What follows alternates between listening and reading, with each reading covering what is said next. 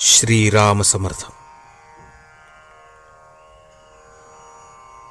नाम हे परमात्मा स्वरूपच आहे.